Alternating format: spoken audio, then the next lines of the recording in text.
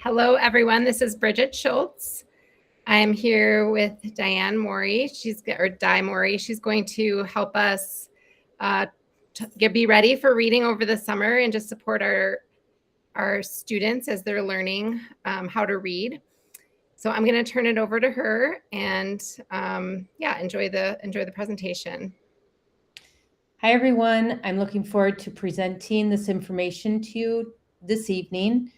I'm going to go through my slideshow and then at the end, give you resources to ask any questions that you may have.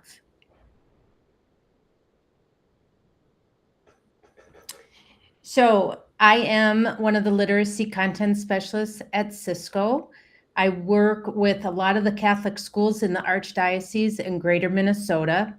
And your students, K through 3, and anyone working with Miss Mandy, have been working with the Groves Method curriculum. And so tonight, I'm going to be giving you tips on how you can help support your child during the summer with their reading.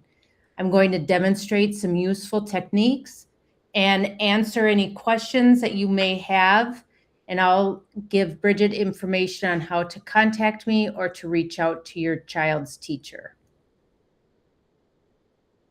So one of the most important things to do with your students or your children when they are working with letter names and sounds is making sure that the accurate sound pronunciation and production is happening. And why is this important? Because when students or children add extra sounds, it impedes their reading, but it also impedes their spelling as well. So when we say, well, what do you mean by accurate sound production? Helpful tips are, say the sound without adding a at the end. So if you're asking your child, what does C say? And they say ka, simply clip the sound and say k, so that students are not adding those extra sounds at the end. So an example would be for this letter M, the sound is m, not ma.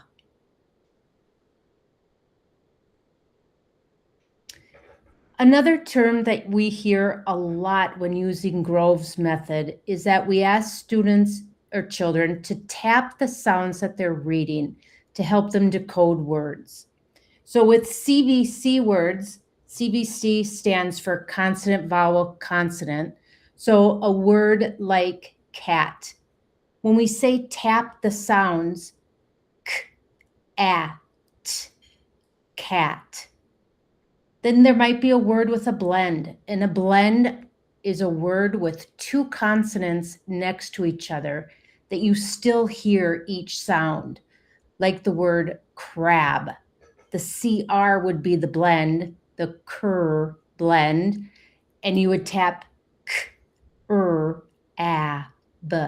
So each sound, each letter in that word has a sound that gets tapped. Now, there are also words with digraphs, and a digraph are two letters next to each other that make one sound. So SH makes sh, CH makes ch, WH makes w. So those are examples of digraphs. So in the word dish, if you're asking your child to tap those sounds, it would be d, I, sh, dish. So even though there are 4 letters, it's only 3 sounds. That digraph gets 1 tap. With older students, you have words that are multisyllabic words. And so when you're working with your child to sound out words that are multisyllabic, you want them to chop up the word. And so we use a motion in Groves where we chop each syllable. And your children have learned that each syllable has 1 vowel. And so help them to chop those words so that they have a better way to read the word instead of guessing or skipping the word completely. Your children have learned strategies throughout this whole school year that help them attack words so that they're not skipping them, but they have tools in their pocket to help them read the words correctly. And these are little tips that you can use to help when you are reading with your children this summer. So something that may seem like a simple task as holding a pencil and letter formation is really a great thing to reinforce over the summer. So when your child is writing over the summer, really take a look at what that pencil grip looks like.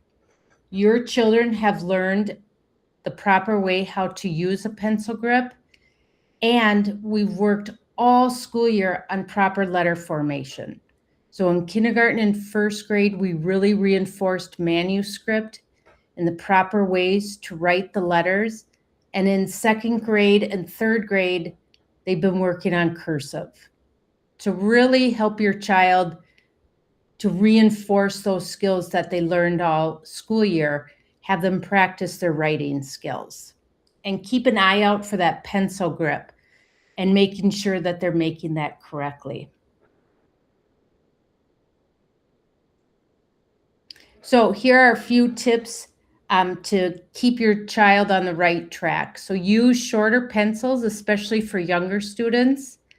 And your child's teacher has the correct verbalizations of what a pencil grip should look like. We don't want anybody holding it like this, or their fingers and their hands get tired and cramped if they are using it incorrectly. And here are some directions on how to get that correct pencil grip. So not only have your children been working on their reading, but hand in hand, they've been working with spelling. And so when you're out and about with your kids or you are asking them to spell things, have them, if they make an error, ask them questions to get to the correct spelling. And so this is something that your child's teacher has been doing all school year. It's called error correction. And instead of just giving your child the correct answer, they use leading questions to get them to think about how to spell the word correctly. And so the reason for doing this is it promotes self-confidence and helps them make connections to the skills they've learned in class and in connection with their spelling. So here are some of the questions to ask when working with your child. What does the vowel say? So this helps your child identify the correct sound of the vowel. Is it a short vowel? Is it a long vowel? What makes the vowel say its long or short sound? So what's remarkable with this program, and your children have developed this throughout the school year, is that they know the answers to this. They can say it's long because there's a silent E at the end of the word. They've learned that vowel consonant E pattern. And if you ask, why is this vowel short? Well, there's a consonant after the vowel to keep it short. You can ask things like, is there a suffix in this word? What does it mean? Your children starting in first grade have learned a lot of morphology skills. And so they know suffixes and prefixes, especially in second and third grade. So you can also ask questions, is there a base word? What is the base word? Is it a noun? Is it a verb? How do you know? And really talk about vocabulary. So get students talking about words and the meaning of words that they understand. So those are just some tips that you can keep the conversation going with helping your children with spelling and even coming across new vocabulary that you're reading over the summer.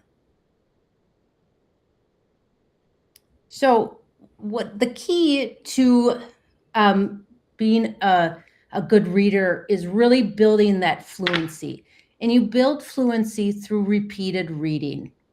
And so practice rereading passages or stories with your children, and provide error correction as it happens. So if your child misreads a word, help them to give them the correction early and don't just ignore it, so that they get that correction right away, so that that's what they remember as they're reading. Remember to define any unfamiliar vocabulary. If your child can't make meaning to the words they're reading, it messes up their comprehension. And that is the end goal for all reading, is to be able to make meaning out of it.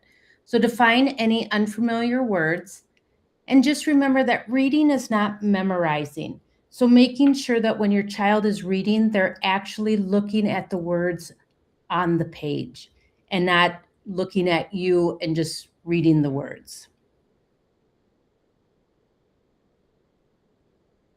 So another thing that they've worked on a lot in the school year is teachers ask them questions about the words that they're reading.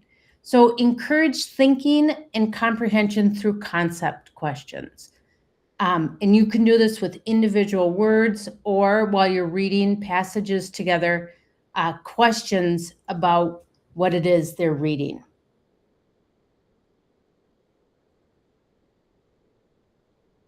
All right, so the goal is to connect the practice you do at home to the learning they've done at school all year. So reinforce the skills and routines students have been learning in class. So they've been practicing spelling, they've been practicing reading, they've been practicing proper pronunciation of letter names and sounds. They've been working on handwriting, they've been working on spelling. So all these skills that they've been working on all year are things that you can continue to do during the summer, so that you don't have that summer slide. All right. I know that was kind of fast, but one of the things we said is, if you have questions for what things look like that I discussed in this presentation, you can ask Mandy or your child's teacher. And if they are looking for any resources, they can reach out to me and I'd be more than happy to help. Thank you. Thanks, Di. One question. Could you show the chopping again? Because your hands were a little cut off. Absolutely. Just to see what that looks like. So tapping is one finger at a time for each sound. Chopping is, I'm going to do it backwards because I'm mirroring you, but you chop the words into syllables. So for instance, if the word is accident, accident, accident, or October, October, October. And by chopping the different syllables, it helps students with pronunciation, but sometimes they can't tell initially if that first syllable is, if that vowel is short or long. And so if they chop it two different ways and hear the word, if it's familiar, that's how they know what the word is. And it helps them identify how many syllables are in the word. Great, thank you. Yeah, thank you very much. So appreciate you taking the time, Di, on a Wednesday night to help us be better readers. And I will let you know if we get any questions that the teachers need help with, but I know Mandy and Miss Mandy and the teachers will be able to work with the parents as well. So thank you so much. Thank you. Great.